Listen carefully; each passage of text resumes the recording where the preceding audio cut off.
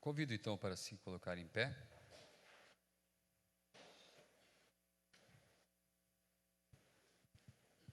E nós vamos orar e logo em seguida ler a escritura de Ezequiel 22.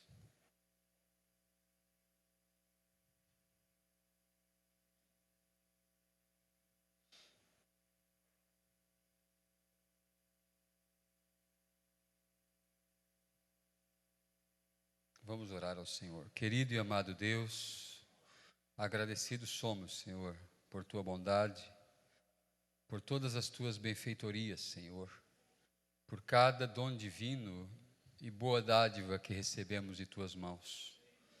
Não somos, Senhor, ingratos em não reconhecer que o Senhor tem sido bondoso para conosco, tem nos dado o suficiente, Senhor, para viver, tem nos dado alegria no coração, tem nos dado amigos, tem nos honrado, Senhor, Pai bendito, e tem nos dado a vida eterna. Obrigado, Senhor. Eu me coloco com alegria diante deste pequeno povo que o Senhor me colocou como pastor, e eu peço que o Senhor me ajude uma vez mais, para que eu possa falar, Senhor, algo que seja de ajuda para cada um. Algo que sirva, Senhor, de alimento na caminhada, Pai. Não quero simplesmente falar palavras e frases com efeito, mas quero realmente transmitir o recado do Senhor Jesus, a Tua palavra. Então que eu seja esse canal, Senhor. Usa-me, ó Deus. Toma-me em Tuas mãos, Senhor. Toma meu raciocínio, minha mente, ó Pai. Faça eu recordar, Senhor, de Escrituras. E dá-me um tino, Senhor, um norte, ó Pai, para que eu possa trazer aquilo que o Teu povo necessita, precisa, e que seja, Senhor, de ajuda. No nome do Senhor Jesus Cristo. Amém. Amém. Vamos ler nossa escritura inicial. Ezequiel, capítulo 22.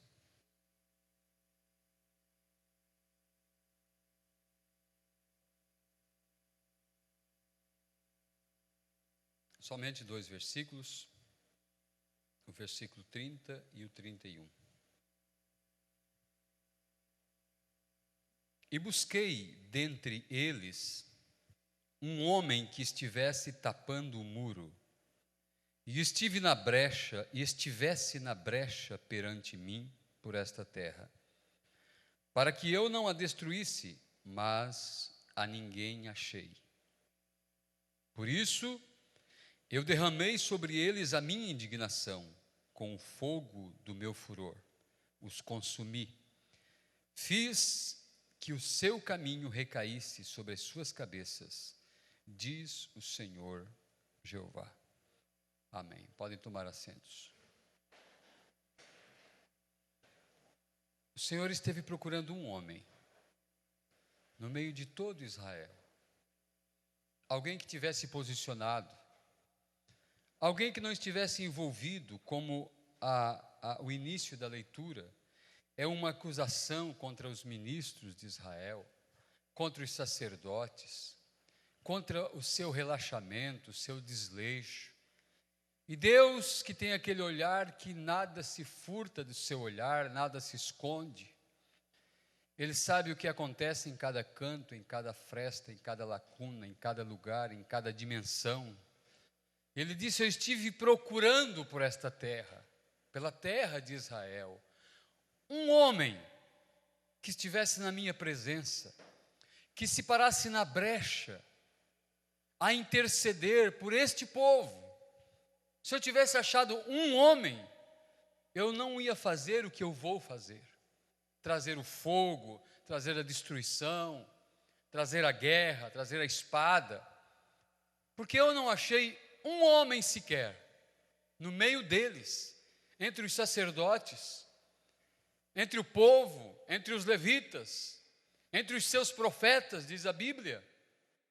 Agora fala Ezequiel para eles, juízo.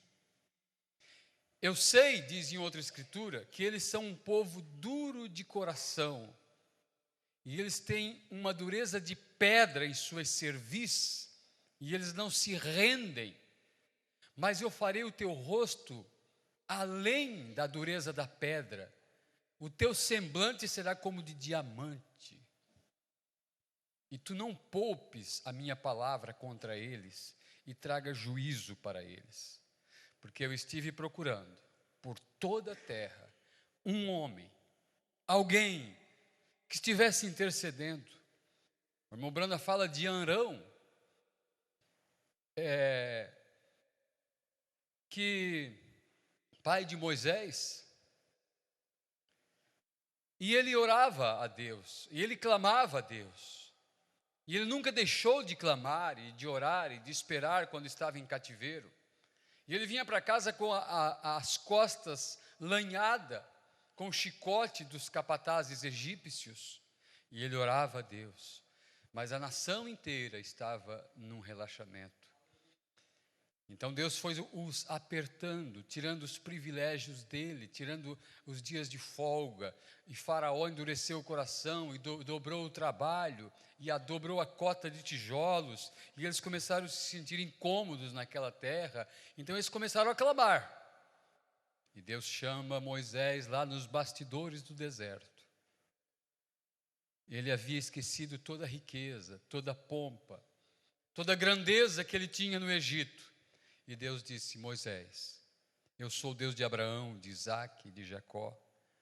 Desce no Egito, liberta o meu povo, porque eu tenho ouvido o clamor deles. Quando o meu povo se arrepender e clamar a mim, com sinceridade de coração, eu responderei. Aleluia.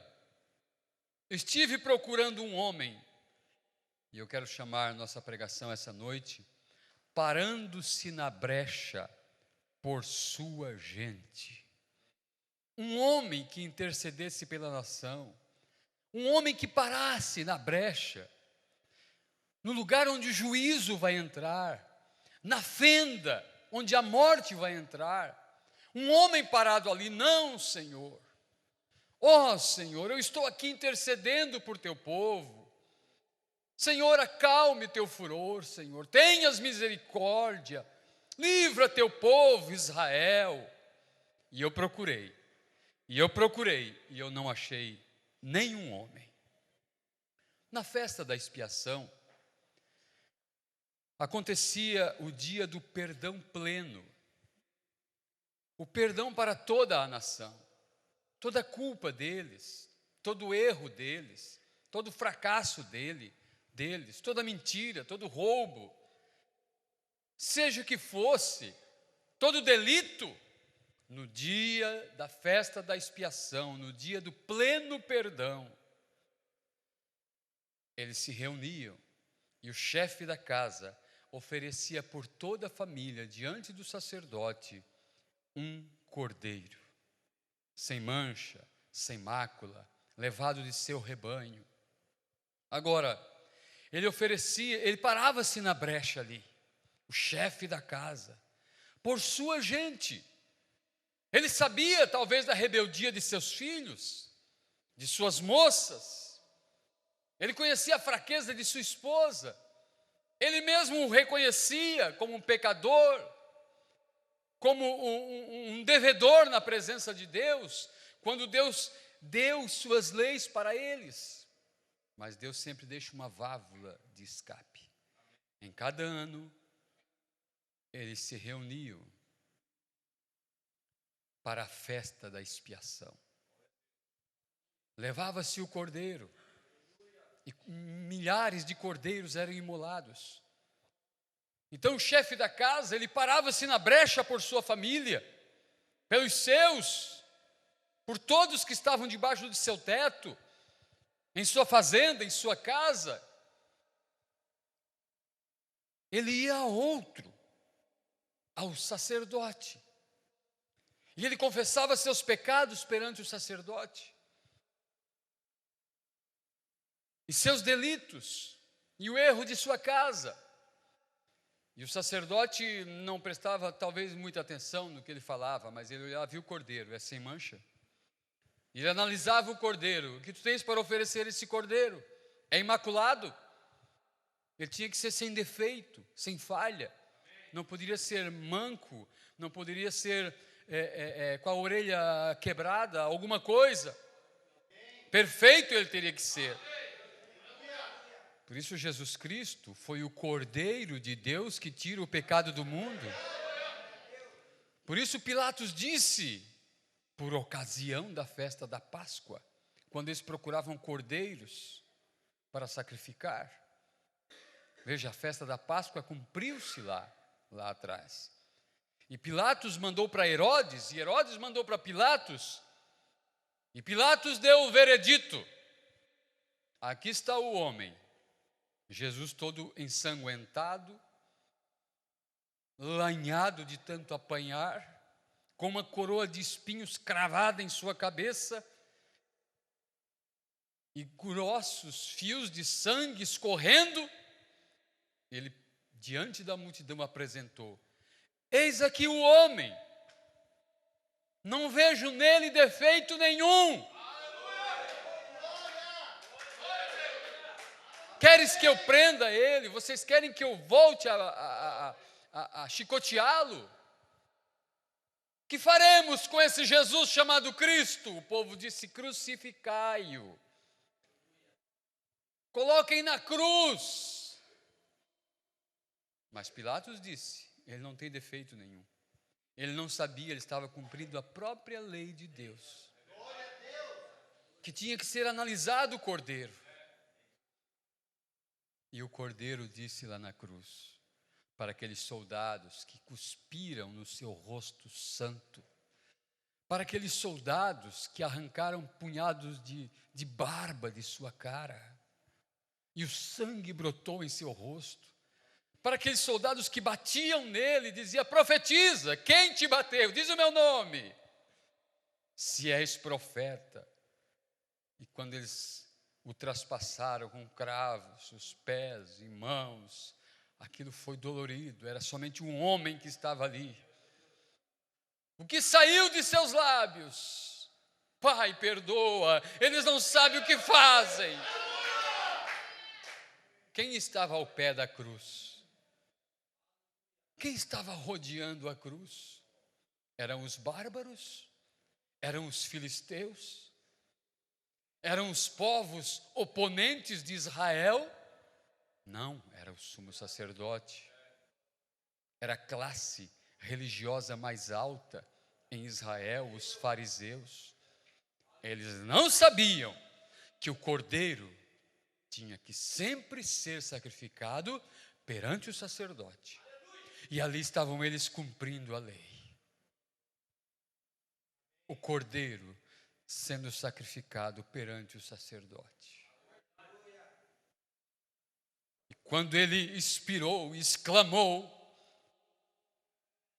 Pai, está consumado, está feita a obra, está feito. Ele fez um sacrifício, uma vez oferecida, não necessitou voltar para morrer. Não, ele só volta para levar seu povo. E aqueles que estão na sepultura, eles ressuscitarão. Aleluia. Agora, quando ele exclamou, o céu omitiu sua luz, as estrelas, a terra tremeu, houve um grande terremoto, e os soldados disseram: verdadeiramente ele era o Filho de Deus.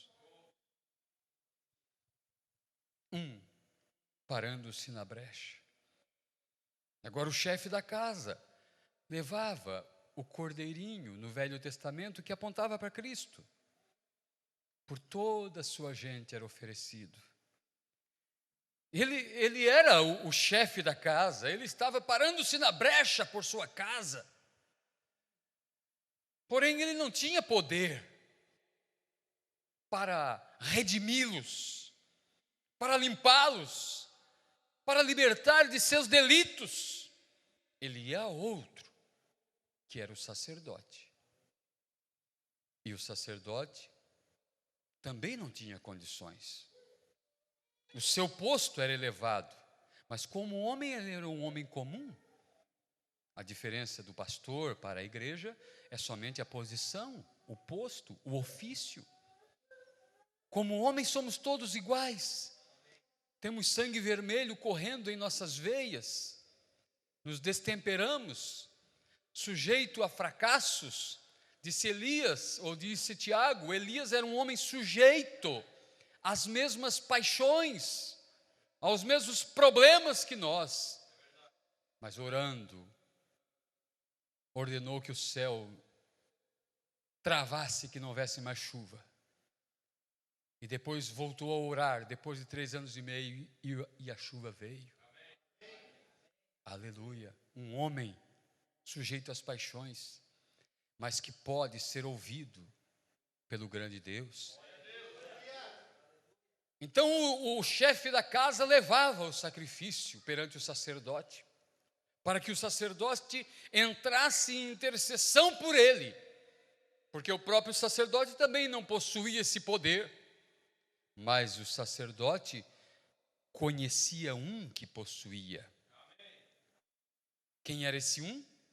Era o grande Jeová. Então o sumo sacerdote entrava na presença de Deus, também pedindo perdão de seus delitos e se parando na brecha por toda a nação. Amém? Moisés, certa vez, Datã, Coré e Abirão levantaram uma revolta e uma oposição e se rebelaram contra Moisés e contra Arão, e aquilo indignou a Deus, aquilo deixou Deus furioso, e Deus disse a Moisés: Moisés, aparta-te, tu e Arão, dessa gente, aparta-te deles, que eu vou destruí-los, todo o povo. Diz a Bíblia que Moisés prostrou seu rosto em terra e disse: ah, Senhor, misericórdia, Senhor. E Moisés se para na brecha por seu povo. Que dirão as nações a teu respeito? Que tirasse esse povo do Egito para matá-los no deserto. Senhor, não faça isso, Senhor. E Moisés parando-se na brecha, entre a ira de Deus e o pecado do povo, um homem parado na brecha. Aleluia. E Deus disse: então, Moisés, corre até a tenda de cada um que tem tomado partido com Abirão, com Datã, com Coré. Corre rapidamente, o juízo vai descer. Vai na tenda de cada um, diz para eles se afastarem das tendas desses homens, diz para eles se afastarem dessa oposição. E Moisés corre no arraial. Arão, vai por ali, Arão, eu vou por aqui. E correu em cada casa. Ei, irmão, a ira do Senhor vai cair. Põe-te lá, coloque-te na palavra, acerta a tua vida. E quando o furor de Deus caiu, houve um terremoto. A terra se abriu e eles foram sepultados vivos. Eles e toda a sua casa, e todos que ficaram ao lado deles. Quem eram eles? Marginais que vieram do Egito, homens de Belial? Não. Havia sacerdotes no meio deles. Havia homens que estavam oferecendo incenso. Eles estavam em oposição a Moisés, porque disseram: Moisés pensa que só ele é santo. Há homens capazes para liderar o povo. E começaram a incitar o povo.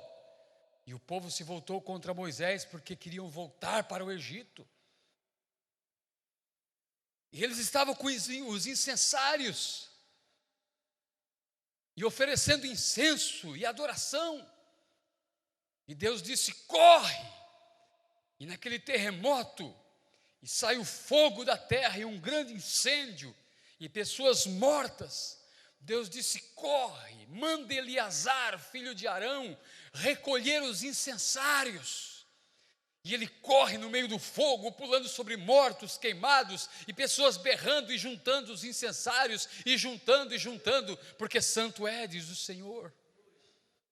Que alvoroço! Moisés não se parou ali na pedra, olhando a situação. Olha, não disse? É o que acabou aí. Ele se preocupou com os seus. Moisés parando-se na brecha, pelo amor de seu povo, de sua gente.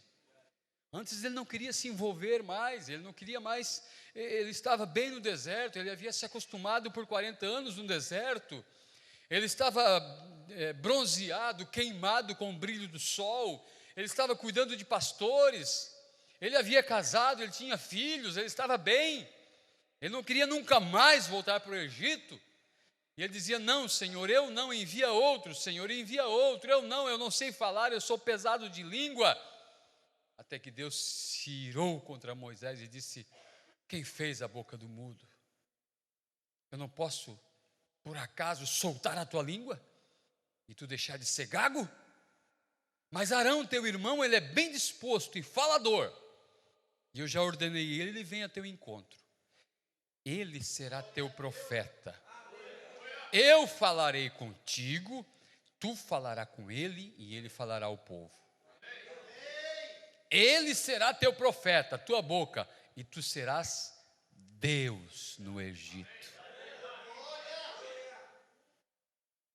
Aí quando Deus se encontrava com Moisés, quando o povo se rebelou por ocasião do bezerro de ouro, e Moisés na presença de Deus 40 dias, 40 noites, não teve fome, não teve sede, aquilo passou como num instante na presença de Deus, e aquele fogo consumidor, escrevendo na rocha as leis do Senhor.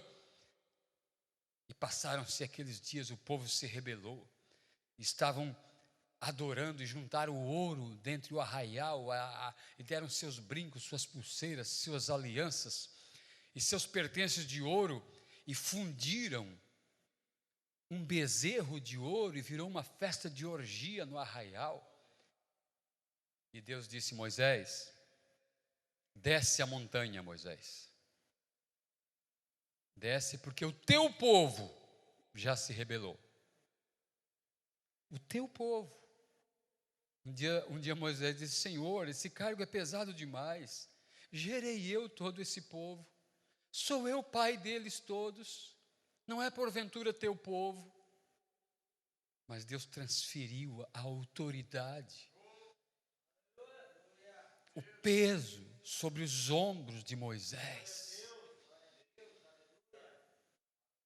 Há um peso que está sobre teus ombros, teu filho, tua filha, os teus. Pastor, ore por meu esposo, ore por minha filha, eu posso orar. Mas a oração de mais valia perante Deus é a oração daquela mãe, a oração daquele pai, porque ela é um parente sanguíneo, parando-se por seu povo, parando-se na brecha por sua gente.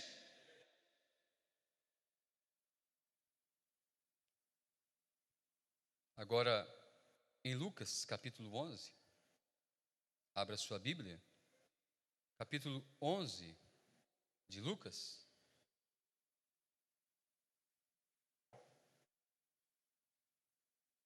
Vamos ler do versículo 5.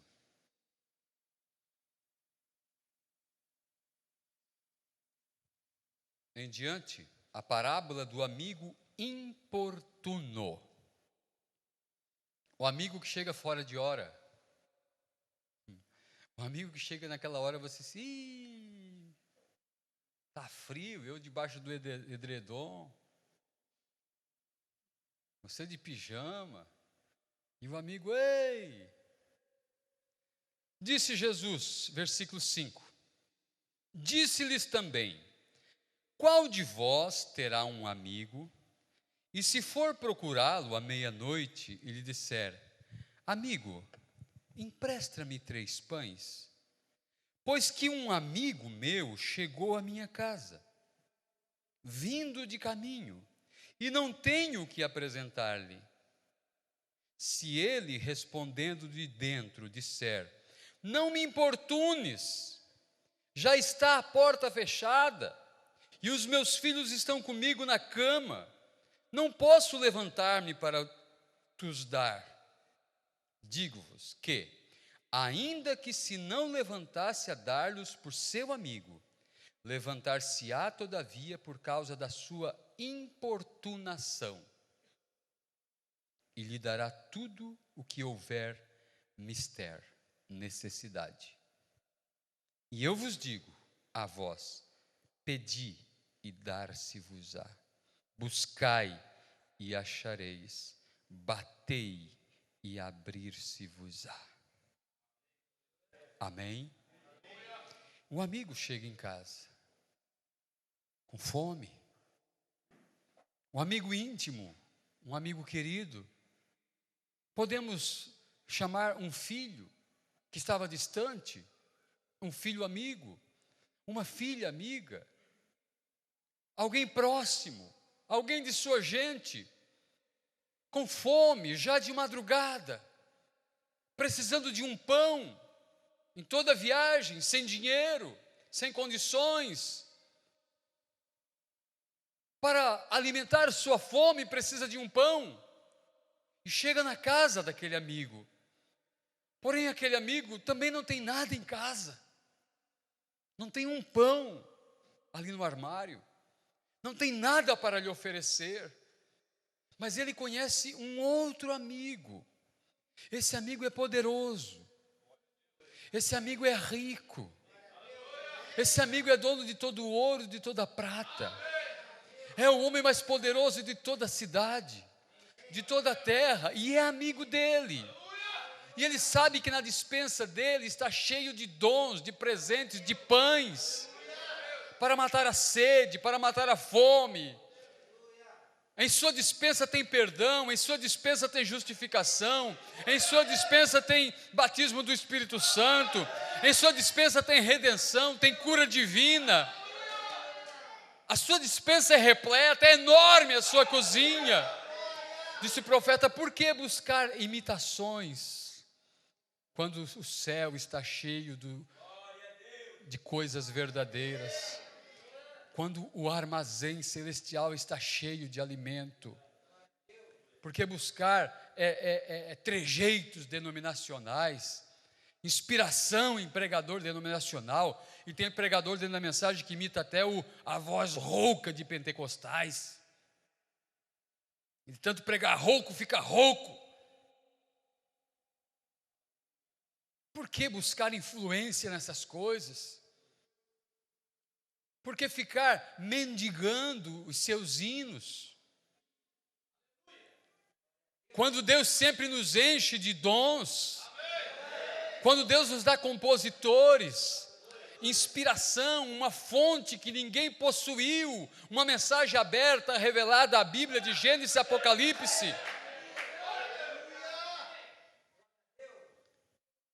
Este amigo, ele ama o amigo viajante, andante, vagante, que veio do mundo, todo em problema, todo em necessidade. E ele vem na casa desse amigo. Eu conheço alguém na cidade que é meu amigo, como filho pródigo, perdeu toda a sua riqueza, toda a sua honra, o anel de ouro que tinha o brasão da família, ele vendeu por um prato de comida, talvez, o trocou. O vestido de linho se foi, em pagamento de um lanche à noite, quando seu estômago roncava. Os amigos se foram, a pobreza veio, e ele arrumou um emprego lá numa cidade, havia uma grande crise naquela terra. Ele foi viajando, se distanciando da palavra, se distanciando da casa do pai, se distanciando, até que ele ficou insensível. Ele se criou na mensagem, mas agora a mensagem parecia uma fantasia para ele, parecia um conto de carochinha. E ele não dava mínima para aquilo, ele queria ir para o mundo, e ele foi para o mundo.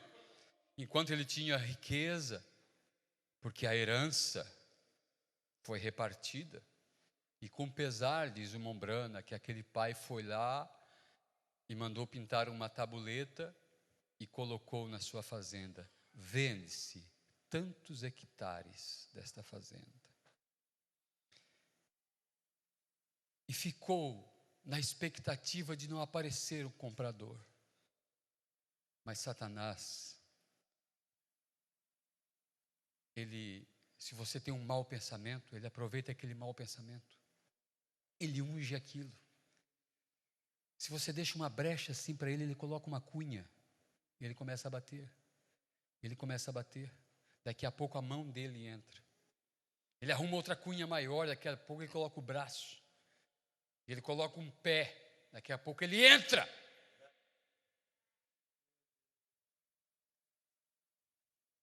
E logo chegou um comprador e acertaram o preço. Ele deu todo o dinheiro para o moço. E ele abraçou o pai e a mãe, despediu do irmão e se foi para uma terra longínqua, gastando sua fortuna. Os melhores hotéis, os ricos amigos. Quando chegava a sociedade de elite, o abraçava. Os filhinhos de papai. E tudo era bem para ele, tudo era festa, mas o dinheiro foi acabando. Mas ele tinha muitos amigos. Esperava, eu sei, eu estou fazendo por eles, depois se eu precisar, eles fazem por mim. Eu conheço o pai desse rapaz aqui, ele tem uma fábrica. Eu, pela posição que eu tenho, o que eu represento, a amizade desse rapaz, ele me coloca de gerente da firma. Quando o dinheiro acabou, os amigos se afastaram, e ele viu que estava em problemas. Mas sua insensatez não o deixou voltar para casa. E ele arrumou um emprego num chiqueirão de porcos. Ele era um hebreu e foi-lhe ensinado pela lei, no Velho Testamento, que um judeu, um hebreu, não deveria comer carne de porco, dentre outros animais. E agora ele tratava dos porcos, e ele desejava comer as bolotas que davam para os porcos. E se o patrão visse, o patrão botava para a rua, porque a comida era escassa, ele precisava engordar os porcos para vender. E nem aquilo lhe era permitido. E tudo que ele ouvia era aquele tudo que ele sentia era aquele mau cheiro, naquele chiqueirão de porcos, e aquele grunhir de porcos, noite e dia, espíritos o rodeando. Ele não conseguia se libertar daqueles espíritos. Naquela condição. Mas o irmão Branham diz na mensagem, o pródigo, que seu pai nunca deixou de orar.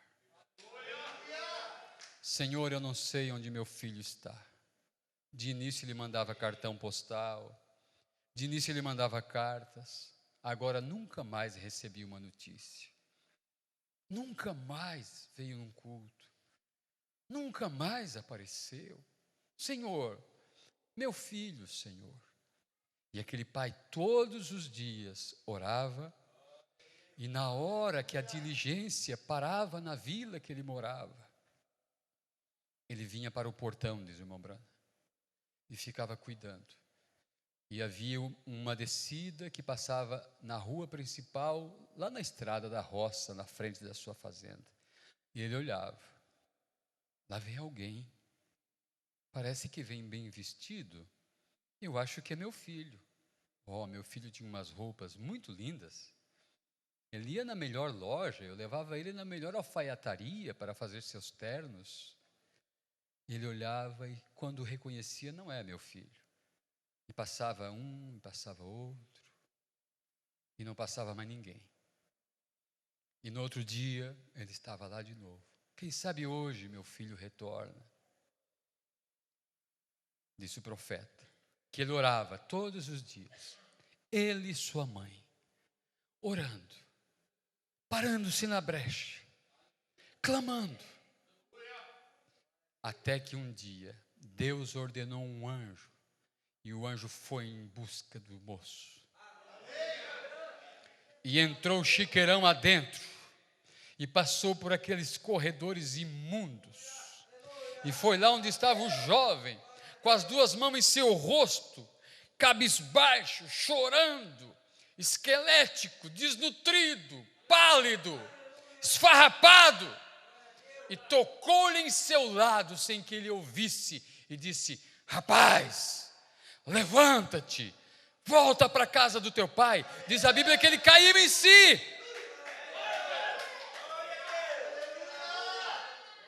Se ele caiu em si, ele estava fora de si. Ele não estava no juízo normal, ele estava fora de si. Diz a Bíblia que ele caiu em si, levantou-se.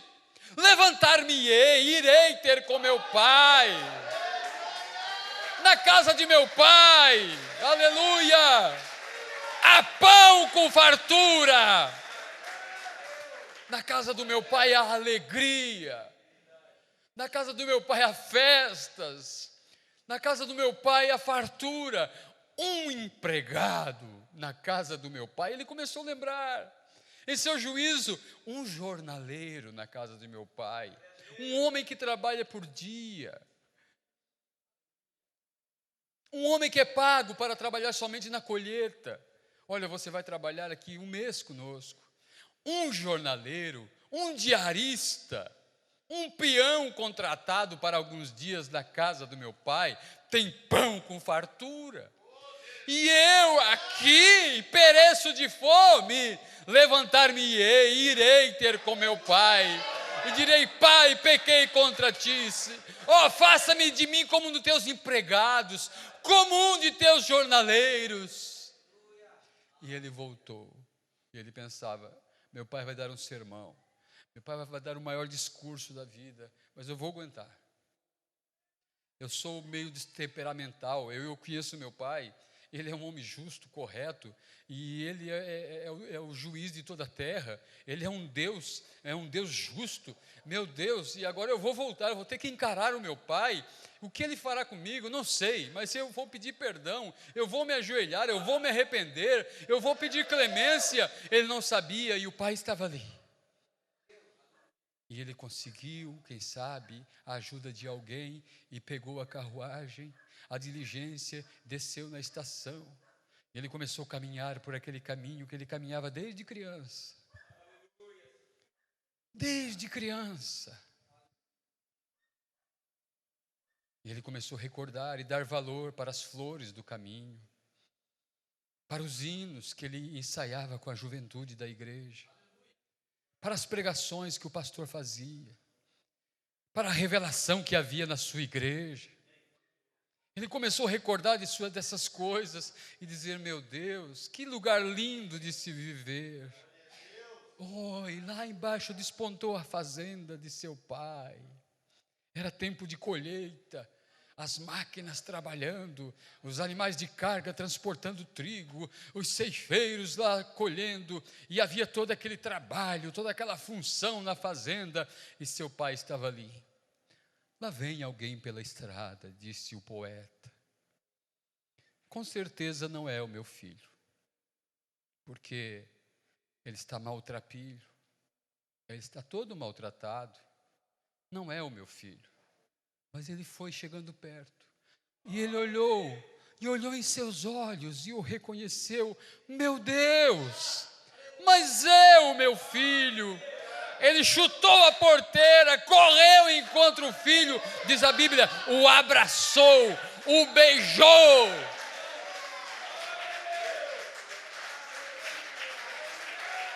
Aleluia.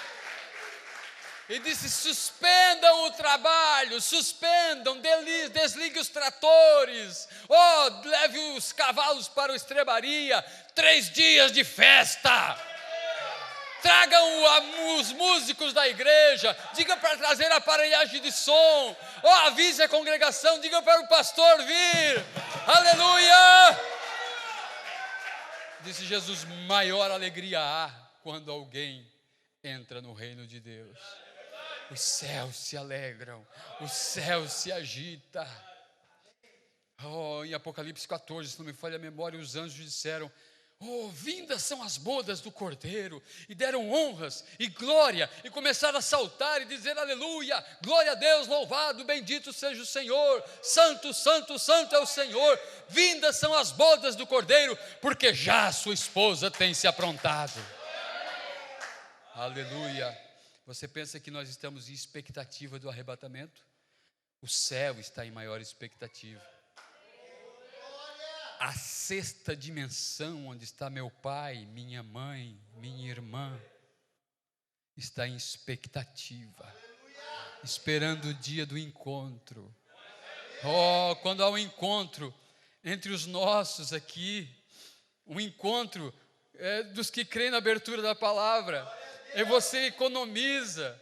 Ficou mais difícil porque é um lá em Brasília, outro lá em São Paulo, e tivemos a graça de ter um em Criciúma, mas você economiza, e mesmo que tenha medo, mas vai lá e compra uma passagem de avião. Alguns estão fazendo isso para ir a Brasília, no Pastor Joãozinho, para ter um encontro, para ter um dia de festa. Isso parte de nossos jovens. Eu estava vendo os guris do irmão Elídio e Eloir, e eles estão encantados com a palavra, encantados com a revelação, falando da palavra.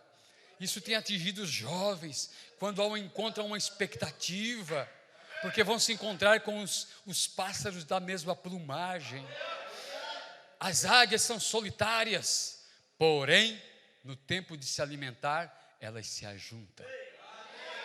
Disse Jesus: onde estiver o corpo, aí se ajuntarão as águias. E haverá um encontro. Oh, esse encontro é somente dos redimidos. Haverá no céu uma grande festa. Aleluia, a festa dos vencedores. Aqueles que venceram a era de Laodiceia, aqueles que ouviram: sai dela, povo meu, aqueles que venceram, aqueles que são possuidores da terra, aqueles que são como Josué e Calebe, que são vencedores, que disseram: ei, irmãos, vamos, entramos na terra, possuamos-la por herança, Deus nos deu. Aleluia. Que grande regozijo haverá. O irmão Brando esteve do outro lado, e ele entrou na sexta dimensão. Ele disse: está a alguns passos daqui, porém numa velocidade maior, em outra dimensão. E ele disse assim: a palavra sublime não exprime o que é aquilo ali. Isso que ainda não estão completos, eles estão no corpo teofânico, eles estão em espera de algo, em expectativa, para que nós que estamos na terra cheguemos à perfeição. E os corpos deles que foram para a sepultura, alguns foram queimados, mas nada se acaba, volta à atmosfera, está nos mares, à terra, à cinza, ao pó, aos elementos, ao fósforo, ao cássio, ao potássio, à luz cósmica, que um dia formou aquele corpo. Eles estão em expectativa que nós tomemos nossa posição na palavra, para crer em toda a palavra, em toda a palavra, não em parte da palavra, mas em toda a palavra, mesmo que seja esquisito aos olhos de alguém, mesmo que seja estranho, mas se é a palavra, eu digo amém. Aleluia. Quem que tirou Lázaro da sepultura? Você diz: Jesus? Sim, o poder era de Jesus. Mas quem tirou Lázaro da sepultura foi a fé de Marta e Maria. Jesus disse para elas, especificamente para Marta: se creres, verás a glória de Deus. Se creres, haverá ressurreição na tua casa, teu irmão vai ressuscitar. Aí quando chegaram na porta do sepulcro, ela creu. Eu creio que tu és o filho do homem que haveria de vir. Era a revelação do dia. Ela não disse assim: eu creio que tu és um grande homem que Deus enviou, que tu és um profeta, que tu és um como João Batista. Não, essa era uma fé que não tinha a total revelação. Que dizem aí fora a meu respeito? Que tu és João Batista, que tu és Jeremias. Eles só viam a revelação até o profeta. Crês tu que eu sou o filho do homem? O Deus em um corpo humano, Deus em um corpo humano na terra? Crês, Marta? Creio. Se creres, verás a glória de Deus. E vai e chama tua irmã, Maria. E as duas vieram. A casa estava lotada de religiosos, mas ela tinha que sair do meio daqueles incrédulos fariseus, que oportunamente foram na casa deles, porque Jesus estava distante, Lázaro morreu, foi sepultado, e o pastor deles não veio nem no culto fúnebre. E eles estavam lá, Maria, Marta, porque queriam ganhar de volta para as suas organizações farisaicas. E Jesus chegou e ficou à entrada de Betânia. E disse para elas, sai para fora. Sai dela, povo meu. Aí tem muita incredulidade. Venham vocês, ponham-se ao lado de Jesus. Há um único lugar provido por Deus para adoração. Venham. E Marta, sabendo que o mestre estava ali, correu ao seu encontro. Quem? Quem que eu falei? Marta. Quem era aquela que ficava sempre ao pé de Jesus, ouvindo Jesus? Por que Maria, que ouvia tanto sermão, lia tanta mensagem, tinha uma vida vivida muito melhor do que sua irmã, por que ela não foi ao encontro de Jesus? Marta teve mais revelação do que Maria. Marta correu, Jesus um dia repreendeu, Marta, Marta, estás preocupada com essa vida, com as ocupações, com a casa, com o carro, com o emprego, com a pintura nova da casa, com os móveis. Maria escolheu a melhor parte. Colocou Maria lá em cima, porque Maria não fazia nada, não varria a casa, não lavava a louça, e ficava ali, e varria um pouquinho, e daqui a pouco largava a vassoura e estava lá ouvindo Jesus.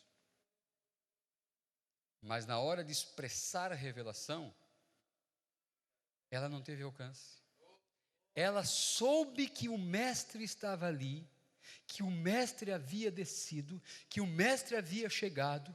Alguém foi lá e disse, é ele que está ali. Eu vi o seu rosto. Ele que está ali à porta, à entrada da aldeia. O mestre está aqui e chama-te. Foi ele que desceu. Vire a foto para a direita.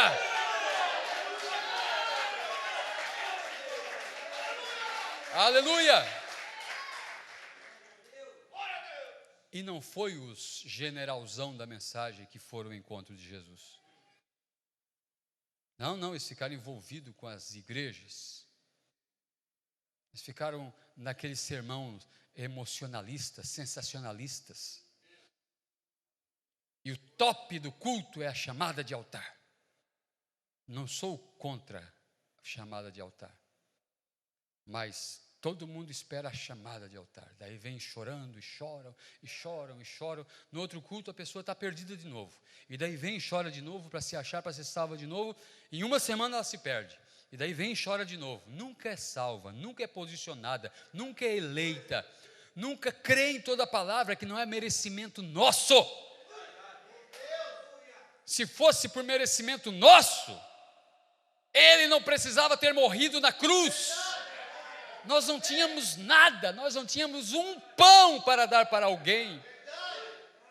Mas nós conhecemos alguém que tem muito em sua despensa. Marta correu ao seu encontro. Disse, se tu estivesses aqui, nosso irmão não teria morrido. Eu sou a ressurreição e a vida. Todo aquele que crê em mim, ainda que esteja morto, viverá. Eu sei que meu irmão há de ressuscitar no último dia. Eu sei, Jesus, eu conheço, isso aí é para frente. Isso aí não acontece agora. Não tem condições de acontecer agora. Isso aí está para frente. O 7º selo, terceira puxada. Essas são coisas que não devem nem nos preocupar. Eu sei, mestre, que essas coisas devem acontecer lá nos últimos dias. Marta, se creres, verás. São João 11. Eu creio que tu és o Filho do homem, que tu és o Filho de Deus, que tu és o Messias, que tu és Deus encarnado. Eu creio na mensagem da hora. Então vai e chama tua irmã, ela é parte da noiva. Ela é parte da noiva. Vai, chama tua irmã e traga ela aqui. E Marta foi lá e disse, vem, o mestre chama-te. Uma igreja influenciando outra igreja. Aleluia. Ela não clamou na porta, ei, Jesus chegou, para fariseu ir lá encontrar Jesus. Não, não, chama a Maria somente. Chama ela somente. E elas vieram. E Jesus mostrou a palavra para elas e disse: onde puseram meu amigo? E levaram até o sepulcro. E Jesus disse: tirai a pedra. Aí a fé de Marta titubeou. Aí os sentidos falaram mais alto: mestre, mas já cheira mal. Faz 4 dias. Os vermes estavam fervilhando em seu rosto. Tire a pedra. Jesus podia, com seu poder, esmiuçar aquela pedra e virar em pó. Mas a pedra, elas conseguiam tirar. A força humana conseguia fazer. Ah, eu sou um salvo, mas não vem na igreja. Ah, eu sou um salvo, eu creio que eu sou um eleito, mas nada se esforça. Não, tira a pedra. Esforça-te, tem bom ânimo. Ah, eu creio que a minha família é salva, mas não intercede, não pede. Não pensa que é só crer, é crer e operar e agir. E eles retiraram a pedra e Jesus disse: Lázaro, sai para fora! E Lázaro saiu, e não havia nenhum cheiro de podridão nele. Aleluia. No capítulo 12, o capítulo que segue São João 11, diz que fizeram uma grande ceia em Betânia. Estavam presentes Jesus, Marta, Maria e Lázaro, o que ressuscitara. A fé de Marta e Maria tirou o irmão morto da sepultura. O poder que elas creram, o poder que elas creram na palavra, tirou Lázaro da sepultura. E depois houve uma grande ceia. Estavam os ressuscitados, nesse caso Lázaro representando os mortos. Estavam os que estavam vivos, a igreja viva, que creu na mensagem do dia. E estava Jesus. Aleluia! Louvado é o nome do Senhor.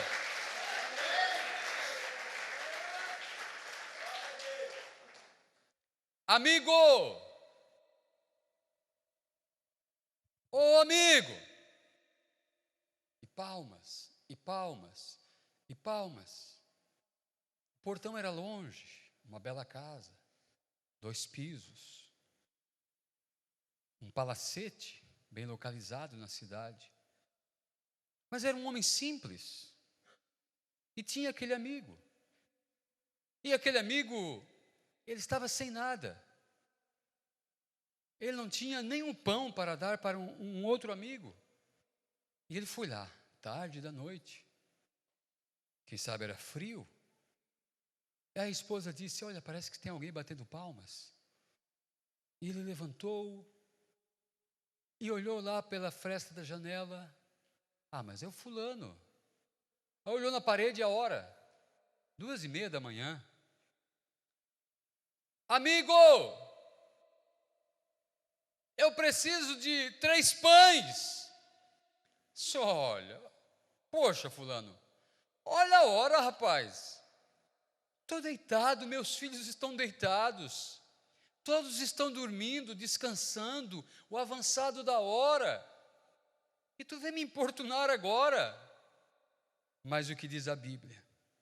O amigo importuno. E se ele respondendo de dentro disser: não me importunes, já está a porta fechada, e meus filhos estão comigo na cama, não posso levantar-me para tos dar. Digo-vos que ainda que se não levante a dar-lhes por seu amigo, levantar-se-á todavia por causa da importunação. Eu sei que é tarde, rapaz, me perdoa, mas eu estou com uma necessidade grande. Eu tenho alguém lá em casa que precisa do poder que eu sei que tu tens. E eu sei que eu não posso fazer nada por ele. Mas sabe, eu te conheço tanto. tu és uma pessoa tão bondosa, tu és misericordioso, eu sei que tu é misericordioso, me perdoa pelo avançado da hora. Que hora é essa? Hora de juízo. Em Apocalipse 10, quando apareceu aquela nuvem, ao norte de Tucson, ele veio vestido de uma nuvem, uma cabeleira branca em sua cabeça.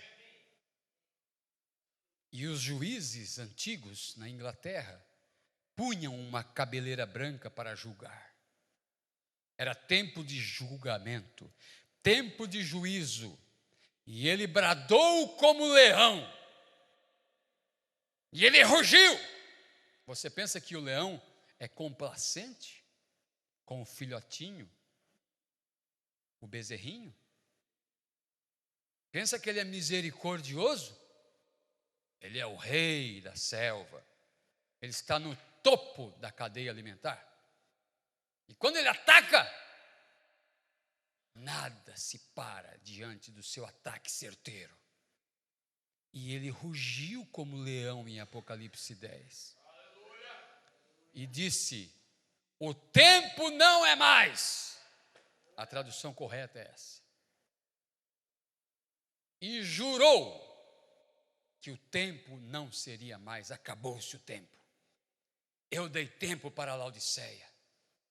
Eu dei tempo para os religiosos. Eu dei tempo para as denominações. Eu enchi eles de presentes. O povo que começou nas esquinas com violão com a tampa rachada e com pandeiro velho, cantando corinhos, e um povo pobre, eu os fiz o povo mais rico da face da terra. Não é o que aconteceu com os pentecostais? Faz 100 anos que eles iniciaram na rua Azusa. Veja no que se tornaram, na potência de suas igrejas, a influência deles nos países. Por quê? Porque Deus encheu eles de dons, de maravilhas, de sinais, de poder. E o juiz de toda a terra vem para trazer o juízo, para trazer destruição, porque eles se afastaram de Deus, eles esqueceram da palavra. E não havia nenhum que pudesse se parar na brecha por eles. Opa, havia um. O 7º mensageiro estava na terra ainda. E quando o juiz de toda a terra desce, ele vai a esse um. É hora para que aqueles selos se abram, para que a revelação venha ao meu povo. Diga para eles, como Moisés, se afastar das tendas. Diga para eles sair das denominações. Diga para eles vir para a palavra. Em um tempo fora de hora, em um tempo tardio, em um tempo de juízo. Amigo! Poxa, já é quase 3 horas, eu vou ter que atender esse camarada. Ele podia esperar por mim amanhã. Meus filhos estão todos dormindo. Que tempo vivemos, irmãos? Paulo e os dele estão na sepultura, estão dormindo. Irineu e os deles estão dormindo. Martim e os dele estão dormindo.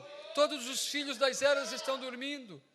A era verdadeira pentecostal, os antigos que começaram na mensagem estão dormindo. Meu pai está dormindo, minha mãe está dormindo. O avançado da hora. Mas se não atender, simplesmente pela amizade, atenderá pela importunação. Batei, batei, abri-se-vos-á. Parando-se na brecha. Então, a questão da redenção, de requerer os da mesma linhagem, os do mesmo sangue, não é simplesmente fazer uma oração e dizer, já requeri. É estar na brecha. É parar-se na brecha. É colocar-se ali sempre. Sempre, se não atender porque você é um salvo, atenderá pela tua importunação. Jesus fala também daquele juiz que não procedia com justiça com ninguém, mas uma viúva o importunava. Jesus se compara como o juiz iníquo, o juiz que não atendia ninguém, o juiz que só sabia mandar para a degola, para a cadeia, para a prisão perpétua, não usava de misericórdia, não pesava na balança, quando o símbolo da justiça é uma balança, com a venda nos olhos. Mas aquele juiz não atendia ninguém, mas uma viúva tinha uma causa, e ela ia para o portão quando ele saía de carro. Diz Jesus que ela importunava ele todos os dias, encontrava com ele no portão de saída do carro, esperava ele sair para o trabalho, batia na janela do carro, ele com o ar-condicionado ligado: ei, ó juiz, ei, a minha causa, por favor, eu sei que está na sua mesa, eu sou fulano de tal, a minha causa, o meu processo. Aí ele estava no mercado, quando eu ia, vinha ela, a velhinha vinha vindo, a viúva: ô juiz, eu sei que tu és poderoso, eu sei que há poder em tua mão. E Jesus se compara a esse juiz, e a viúva que importunava o juiz. Ela importunou tanto, disse Jesus, que ele disse assim: ó, vou ter que julgar o benefício dessa viúva, porque senão ela vai me tirar a tranquilidade, eu vou ter que resolver esse problema dela. Então, requerer os seus não é uma questão de se colocar em um confortável sofá, em um lugar, e simplesmente orar, e está pronto. Porque o que diz a Bíblia? Crê no Senhor Jesus Cristo e serás salvo tu e a tua casa. Crê no Senhor Jesus Cristo e serás salvo tu e a tua casa. Eu preciso de 3 pães para o meu amigo. Eu preciso de justificação para ele. Eu preciso de santificação para ele. Eu preciso do Espírito Santo para ele. Aleluia. Houve um que se parou na brecha por nós, um que conhecia o amigo rico, um que era íntimo do amigo rico. E na mensagem há um homem aqui que pode acender a luz. O irmão Brana fala que a professora fez uma excursão a um lugar onde havia uma profunda caverna, e levou toda a criançada para conhecer aquela caverna, e entraram um poço adentro. E aquilo penetrou debaixo da terra, estando lá em uma área grande. Então, a luz acabou. E havia 2 irmãos, uma irmãzinha e um irmão mais velho. E a irmãzinha entrou em pânico. Era tão escuro que não se via a mão na frente do nariz, dos olhos. Não se via a ponta do nariz. E ela começou desesperadamente a gritar, apavorada. Mas seu irmão mais velho, ele estava perto do engenheiro, o homem que cuidava daquela caverna, o homem que cuidava da instalação elétrica, das saídas de ar, para que não sofresse ninguém um acidente ali, um homem que reparava as estacas que retinham, os grandes parafusos que iam na rocha, que retinham a pedra para não cair. E aquele menino notou que aquele homem era importante. E ele estava por ali, e a criançada brincando daqui para lá, e sua irmãzinha com as coleguinhas, e seu irmãozinho mais velho ficou ali perto do engenheiro, olhando sua roupa, seu capacete branco. E de repente ele viu que ele foi numa chave e a luz acabou. E sua irmãzinha entrou em desespero, que escuridão, que mundo de trevas, que mundo de sofrimento. Laodiceia está escura, negra, sem luz nenhuma, a ponto que os próprios incrédulos se apavoram com a situação. Lesbianismo de mulheres idosas exposta em horário nobre na TV, diante de crianças, mulheres possuídas de demônios, ungidas por Satanás, trazendo influência nas mentes infantis. E pessoas que não conhecem a palavra se apavoram da escuridão, do negror, os assassinatos, programas na televisão que não falam de outra coisa senão dos que morreram, dos que foram atirados, assassinados, degolados. As mulheres que traem seus esposos, e atrás disso vem morte, e o mundo se tornou um caos. E a menininha começou a gritar: meu Deus, oh meu Deus, e seus gritos histéricos. E o irmãozinho disse: irmãzinha, não te apavores, há um homem aqui que pode acender a luz. Nosso irmão mais velho, ele vivia sempre perto do homem que pode acender a luz.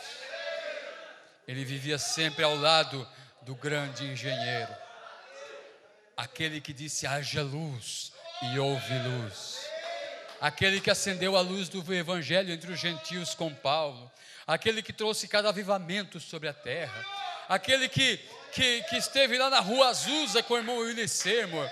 Ele era o grande engenheiro, ele que instalou toda aquela fiação por ali, a planta estava em sua mão, e ele desligou a luz. Mas o irmão mais velho disse: não te apavores, noiva querida, oh pequeno rebanho, há um homem aqui que pode acender a luz.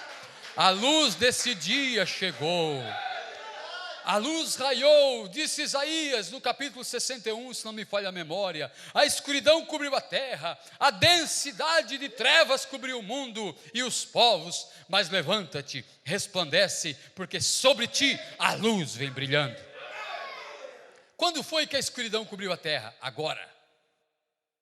Mas levanta-te, resplandece, porque sobre ti a luz vem brilhando. Aleluia, glória a Deus.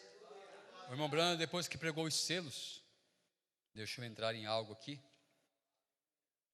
O irmão Branham, depois que pregou os selos, ele começou a perceber a inércia do povo, a falta de interesse, o distanciamento, a frieza, a comodidade.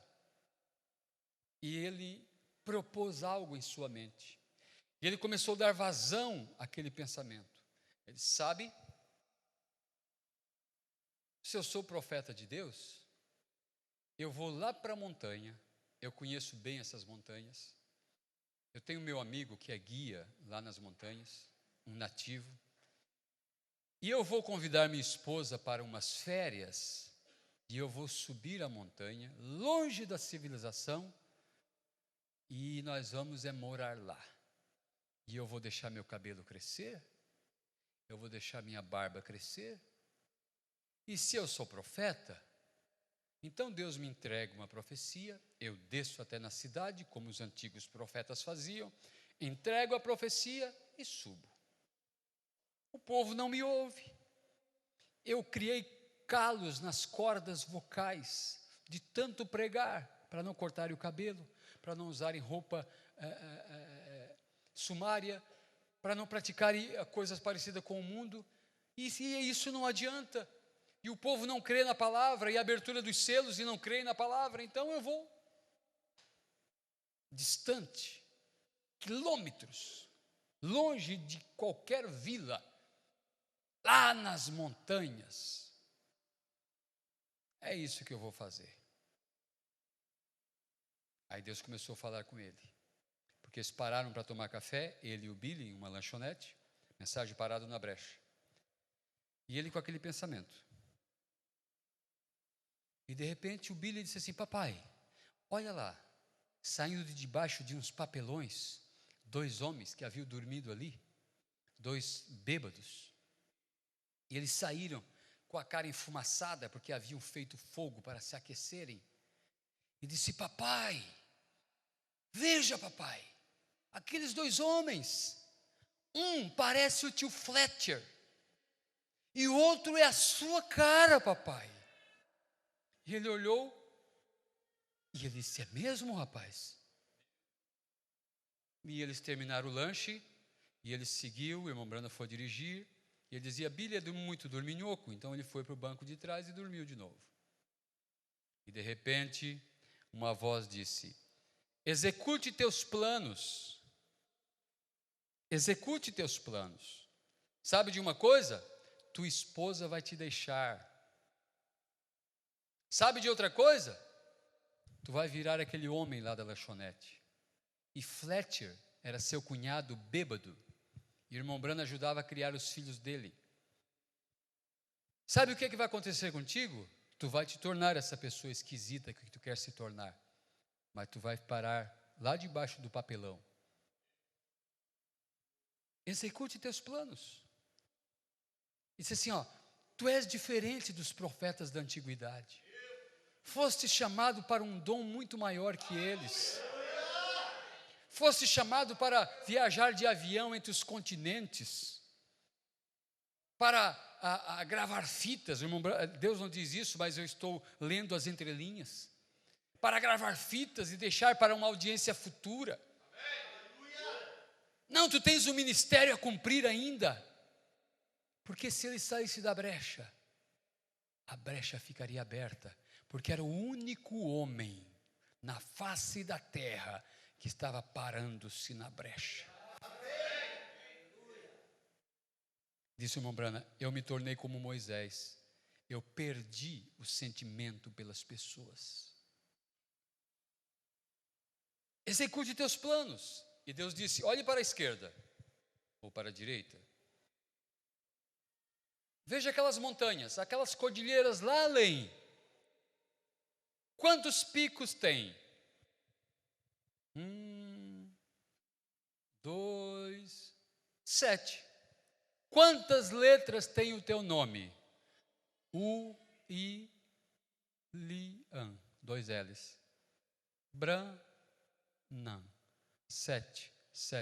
Marion, 7. Eu escrevi a tua vida naquelas cordilheiras. Você sabe um gráfico de uma empresa?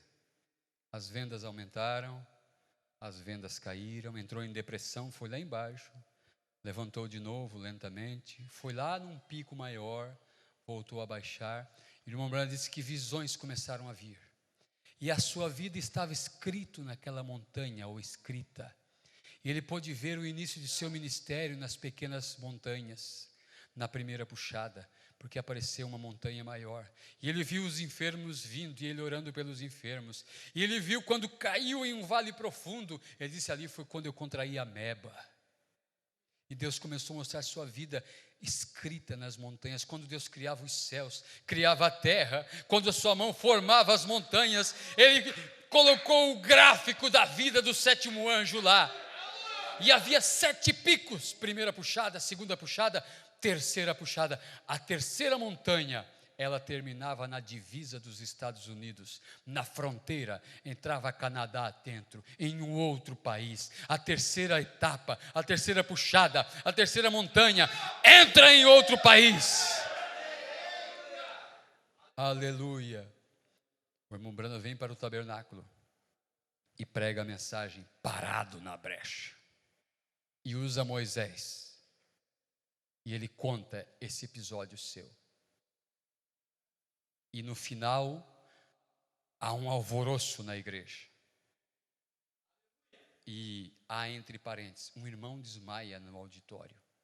E era o irmão Way, um irmão amigo do irmão Branham. E só fala isso. E o irmão Branham ora por essa pessoa. E desce até lá e ora. E numa outra mensagem, se não me falha a memória, Desesperos, o irmão Branham conta. E diz o número de vezes que mortos ressuscitaram em seu ministério. Ele disse, eu estava pregando outro dia, e o irmão Way teve um ataque do coração e caiu morto. Parece-me que sua esposa é enfermeira, ou havia uma enfermeira, ou enfermeiras, que olharam seu pulso e toda a pulsação se foi. E as pessoas gritaram, e sua esposa gritou.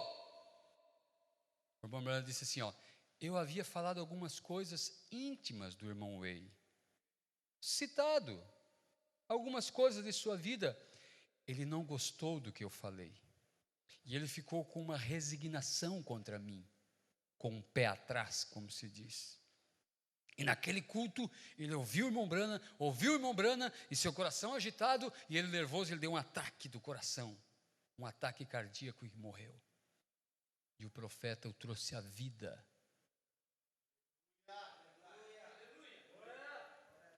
Deus mostrou que pessoas, se ele saísse da brecha, pessoas morreriam. Um tipo. E que pessoas dependiam da sua permanência na brecha, em seu ministério. Aleluia. E eu quero ver se encerro minha pregação. Na mensagem A Fé Perfeita, nós lemos lá no início, que Deus procurou um em toda a terra, e se eu achasse somente um, e nesse tempo de julgamento, de juízo, de destruição, de pecado, de destruição como Sodoma e Gomorra foram destruídas, de destruição como o tempo antediluviano foi destruído. Nesse tempo, a terra já era para ter sido destruída. Por que causa Deus destruiu Sodoma, Gomorra e as cidades circunvizinhas? Por causa do pecado. O nome sodomismo provém de lá. Os homossexuais tomaram conta da cidade. Nosso país, com um governo com o slogan de trabalhista, força os parlamentares a aprovarem leis que destruam a moral das crianças, a moralidade, a decência, que ataquem a mente de nossas crianças para ensinar homossexualismo a elas. Eu tenho cópia da cartilha nacional do governo trabalhista. Podia ser também os não trabalhistas. A política é do diabo, o mundo jaz no inferno. Não pense que os tucanos entrando lá, o Brasil vai virar um mar de rosa. Eles são bem intencionados, mas a corrupção, o pecado, os corrompe, os corrói. Pensa que esse homem que entrou lá, que a maioria de nós, eu acho que votou nele, pensa que entrou lá para surrupiar? Ele entrou cheio de ideais, mas Satanás está no comando. O mundo jaz no maligno. E as leis mais brutais, baixas, forjadas nos escritórios da quinta dimensão, estão aí para entrar em vigor, e você manda sua criancinha com 8 anos de idade para a escola, para aprender a ser, me foge a palavra, a não ter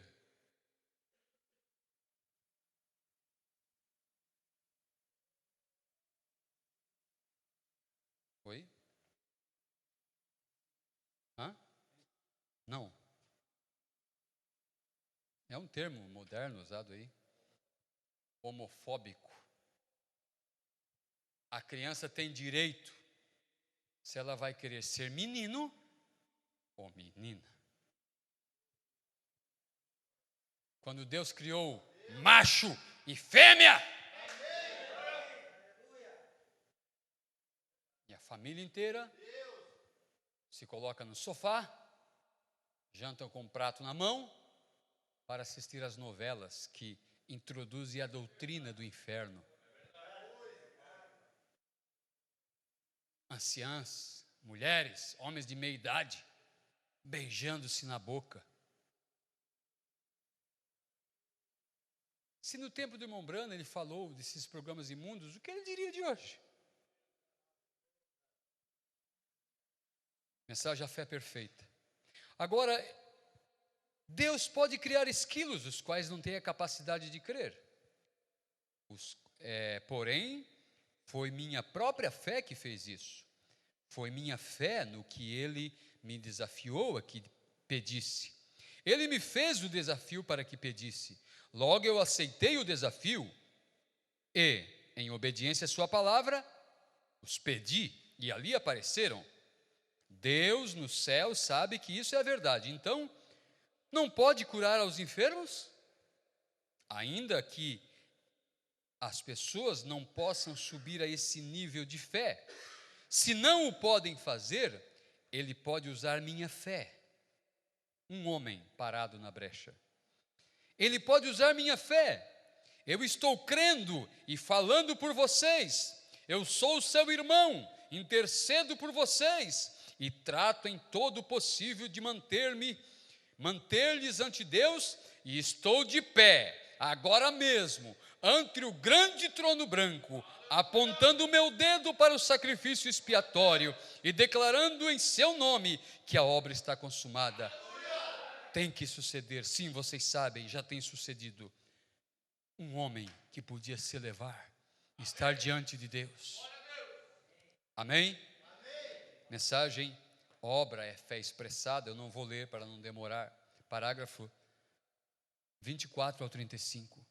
O irmão Branham tem uma visão e ele vê em um abismo uma cadeia, uma jaula com ferros grossos, e o povo ali dentro, e eles estavam se debatendo, e ele disse assim: eu conheci alguns deles, e eles, quando me viram, disseram: salva-nos, irmão Brana, salva-nos, irmão Brana. E eu disse assim, e olhei para aquelas grossas barras de ferro, e olhei para meus braços, eu disse: eu não posso fazer isso, eu não tenho nenhuma capacidade de fazer isso. E eu olhei ao redor e disse: gostaria de poder ajudá-los. E eu continuei olhando ao redor, e minha pequena migalha de corpo, e aquelas grandes barras de ferro, e aquela pobre gente ali, e você não podia chegar perto uma das outras, e eu olhava e eles estavam batendo a cabeça como se estivessem loucos.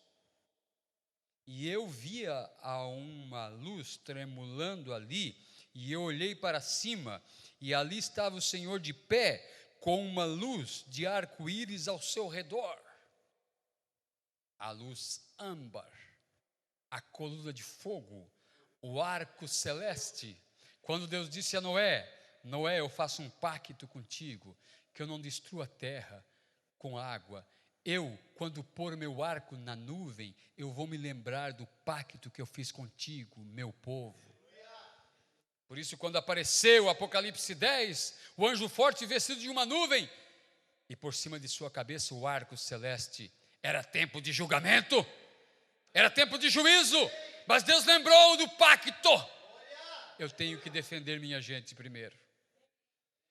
E eu vi Jesus de pé, a luz ao seu redor, e ele estava olhando diretamente para mim, e disse: liberte essa gente. E ele se foi. E eu pensei: bom, como posso libertá-los? Era uma visão, você sabe. Eu não tenho suficiente força em meus braços para romper essas barras. Assim sendo, disse: casa do inferno, solte-os no nome de Jesus Cristo. E houve uma corrente estalando, e as rochas rodando, e as barras caindo, e as pessoas correndo e gritando libertos, e gritando mais alto que sua voz lhe permitia, e todos foram libertos. Liberdade, Ele nos libertou. O rei, o presidente americano, assinou uma carta, um decreto, a abolição dos escravos nos Estados Unidos. E não foi colocado um horário e uma data específica no documento, mas dizia: amanhã, ao nascer do dia, amanhã, todo negro em solo americano é um homem livre. Os negros não dormiram aquela noite, porque o documento, a carta que foi aberta, enviada pelo rei, dizia amanhã, e eles esperavam pelo nascer do sol. O irmão Brana pregou a mensagem ao nascer do sol. Ele pregou a mensagem Shalom. Bom dia, igreja.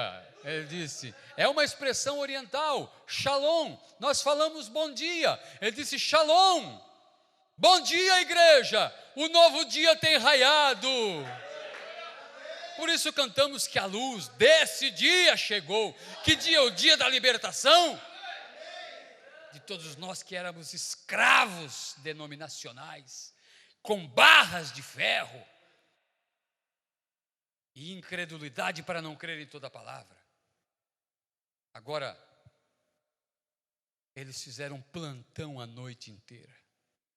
E eles subiram os picos mais altos, principalmente lá nos estados do sul americano, onde a concentração deles era imensa. E eles subiram as encostas e foram lá nas altas montanhas, e os mais fortes conseguiam chegar até o pico da montanha. E os de meia idade conseguiam chegar até a metade. E por toda a montanha havia alguns deles, e embaixo ficaram as mulheres, os anciãos, as crianças, todos em expectativa, cantando suas canções, batendo seus tambores, cantando aqueles corinhos, aqueles hinos, provenientes das igrejas tradicionais dos Estados Unidos, e suas músicas e seus ritmos dos países de origem. E lá estava um homem forte, que rapidamente era o chefe ali de toda aquela comunidade, o homem que enfrentava os juízes, o homem que entrava sempre com petição e muitas vezes bateram nele, e muitas vezes o surraram, mas ele sempre reivindicava a liberdade e igualdade para seu povo. E ele estava lá de pé. E aquele grande homem negro de corpo atlético, com as costas lanhadas, por ter sido escravo em alguma fazenda, de repente ele viu, lá no leste, uma pequena luz aparecer. E ele gritou: somos livres! E os da meia montanha gritaram: somos livres! Até que a notícia chegou lá embaixo: somos livres! Alguém podia dizer: espera, mas o sol não nasceu. Não tem luz nenhuma aqui. É quando o dia amanhecer, é quando o sol nascer. Eu sei, eu não estou vendo o sol, mas eu tenho um irmão de cor lá no topo. Ele conseguiu chegar lá no topo. E eu confio na palavra dele. E eu ouvi a voz dele. Ele disse para mim: estás livre. Ele disse que eu sou eleito. Ele disse que eu sou parte da noiva. Ele disse que eu sou predestinado. Ele disse que eu sou um exército invencível. Ele tem o selo da carta do rei em sua mão. Ele abriu essa carta para seu povo. Os selos foram rompidos. O selo real. Aleluia. Você é livre. A liberdade é tão grande que você pode fazer o que você quiser. Se você reconhece que você é um salvo, então você é salvo sempre. Jesus não salva alguém hoje para perder amanhã. Se você é salvo, você é salvo. Então, irmão brother, então se eu sou um salvo, eu posso ir para o baile? Pode. Só que se você é um salvo, você não vai querer ir para o baile. Porque há um sentimento ali de gratidão em teu coração. Aleluia! Graças a Deus. Glória a Deus. Deixe-me ler um parágrafo na mensagem, o sinal, 440. Pois o apóstolo Pedro disse: a promessa diz respeito a vós, a vossos filhos, e a todos os que estão longe, e a tantos quanto Deus nosso Senhor chamar. Disse Pedro: arrependei-vos e sede batizado em nome do Senhor Jesus Cristo, para perdão dos vossos pecados, e recebereis o dom do Espírito Santo, porque a promessa vos diz respeito a vós, a vossos filhos. Disse o profeta: Senhor, por tua graça, tua ajuda, eu requero todo aquele que ouvir esta mensagem. Eu os requero para Deus. Rogo-te, Senhor, que tantos que estão aqui esta manhã, como também aqueles que ouvirem pela fita, rogo-vos, se há uma semente em alguma parte, predestinada, Senhor, para ouvir, humildemente, coloque seus troféus à cruz, a palavra deste último dia, que elas ouçam e que venham terna e humildemente e coloquem seus troféus à cruz, ou a si mesmos como troféus da graça de Deus que os chamou, e sejam cheios do Espírito Santo, exponha o sinal. Houve um requerimento para todos que ouvirem a mensagem, um requerimento de um homem parado na brecha, aleluia, uma requisição, glória a Deus. E lá se foi nosso tempo. Jó, ele parava-se na brecha por seus filhos. Ele tinha 10 filhos. E ele todos os dias oferecia sacrifício por seus filhos. Senhor, se um deles pecou nesse dia, eles faziam festa na casa de um, depois festa na casa do outro. Eles faziam festa na casa do terceiro, eles viviam em festa. Eles não eram, Deus não disse, viste na terra Jó e os seus filhos. Os filhos de Jó não eram o exemplo de seu pai, mas ele intercedia por eles. E um dia veio a destruição, e a primeira coisa a ser levada de Jó foi seus 10 filhos. E depois sua lavoura, e seus camelos, e seus bois, e seus cavalos, e tudo que ele tinha. E a mulher era uma pedra no sapato dele. E Deus não tirou ela. E ela ficou ainda espraguejando e rogando praga. Ô Jó, amaldiçoa esse teu Deus e morre, homem. Tu está podre, daqui de longe eu sinto o cheiro da podridão, dessas feridas. Ele não sabia, mas ele esperou no Senhor. Ele sabia que ele era um homem justo. Ele sabia que ele havia feito tudo correto. E Deus tirou Jó de seu cativeiro. E tudo que ele tinha, Deus deu em dobro. Tudo que ele tinha 1.000 cavalos, Deus deu 2.000 cavalos. Ele tinha 1.500 cabeças de boi, Deus deu 3.000, tudo em dobro. E Deus lhe deu mais 10 filhos.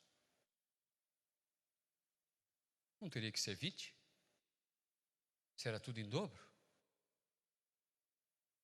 O irmão Branham disse, os 10 que morreram, eles não eram fiéis igual Jó, mas eles tinham alcançado salvação, porque Jó intercedeu por eles, parou-se na brecha. Ele tinha 20 filhos, 10 aqui e 10 do outro lado esperando por ele. Aleluia. No mensagem do Dia das Mães, o profeta diz, o céu não será perfeito para uma mãe que não ver todos os seus filhos lá. A Bíblia diz que os filhos são herança do Senhor, e o fruto do ventre o seu galardão. Você interceda por seus filhos, você clame pelos seus, você coloque-se na brecha. Que grande coisa, como uma herança, na terra que ninguém mais a não ser um parente redentor poderia redimir aquela herança. Agora deixe-me simplesmente parar um pequeno sinal aqui para vocês. Eu mencionei outra noite para vocês mães. Quantas aqui têm orado por seus queridos perdidos? Correto? Aí está você outra vez, vê sua herança. Paulo disse aos romanos, creia no Senhor Jesus e será salvo tu e a tua casa. Se você tem suficiente fé para si mesmo, para ser salvo, tenha suficiente fé, não importa o quão teimoso seja aquele menino ou aquela menina, eles serão salvos de qualquer maneira, de qualquer modo. Diz o irmão Branham, nem que eles tenham que ir para o hospital morrendo de câncer, eles serão salvos. Mas você tem que ter fé que você é uma redimida, um redimido, e parar-se na brecha, aleluia, porque só agora Ele nos fez reis e sacerdotes. Só agora, Raabe aceitou a mensagem do dia em Jericó, e os espias enviados por Josué, os espias enviados pelo sucessor de Moisés, eles disseram, reúna todos os teus parentes aqui nesta casa. Todos que tu conseguirem trazer, teu pai, tua mãe, teus irmãos, teus cunhados, toda a tua gente, todos que são sangue teu, e serão todos livres. Aleluia. Esther um dia entrou na presença do rei. Seu povo iria morrer. E Esther, a rainha casada com o rei Assuero, e é um tipo de Cristo. E seu povo judeu seriam assassinados, porque forjaram, trapacearam algo ali, falsos testemunhos, e eles seriam todos mortos, assassinados. E Mardoqueu foi até Esther, a rainha judia, e disse: entre na presença do rei por nosso povo. Pensa que tu te salvarás porque moras no palácio? Lembre-te, és uma judia, morrerás também, porque o edito do rei não pode voltar atrás. É a lei dos medos e persas. E eles tramaram algo. E havia uma lei que ninguém podia importunar o rei sem ser chamado. E o rei estava em uma reunião com tratativas internacionais. Comitivas de outros países vieram tratar de negócios. E ninguém podia, nem o primeiro-ministro, nem o secretário, ninguém podia entrar na presença do rei sem ser chamado. Ele pagaria com a vida. Era lei. A menos que o rei estendesse para o intruso, o inoportuno, o cetro de rei. Aí ele dizia: o que foi? Só um momento. Sim.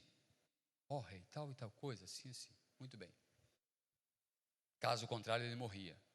Disseram: tu és a rainha. Entra na presença do rei. Fale com ele.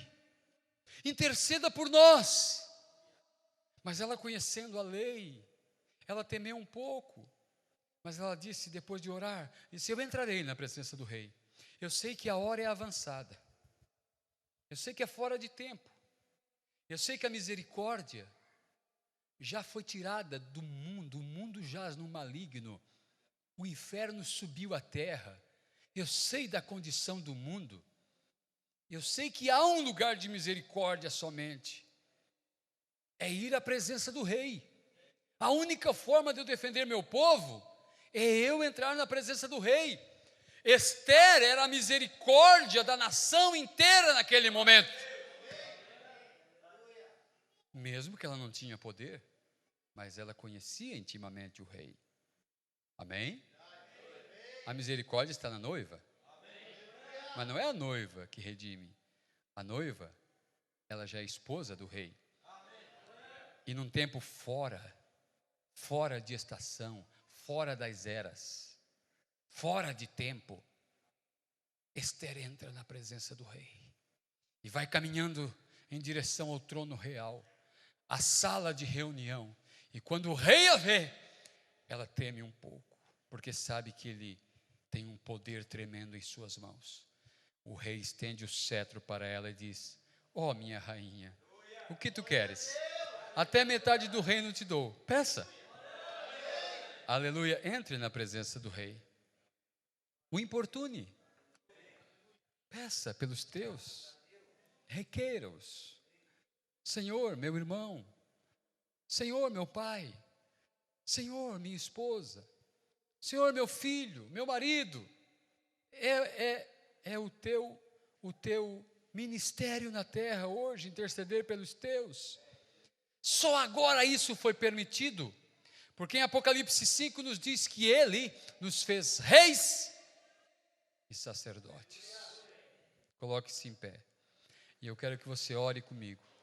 Eu não gosto quando alguém ora aqui e a igreja fica calada. Você não tem que se calar.